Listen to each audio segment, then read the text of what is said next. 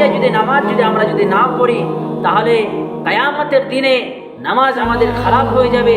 কিয়ামতের দিনে একটা কাপড়ে, খারাপ একটা কালো কাপড়ে নামাজটা বেঁধে আমাদের মুখে ফেলে দেবে, বলে নাও তোমার নামাজ, তুমি নামাজ পড়েছ। নামাজের সাথে সব থেকে চোর কে বলো তো?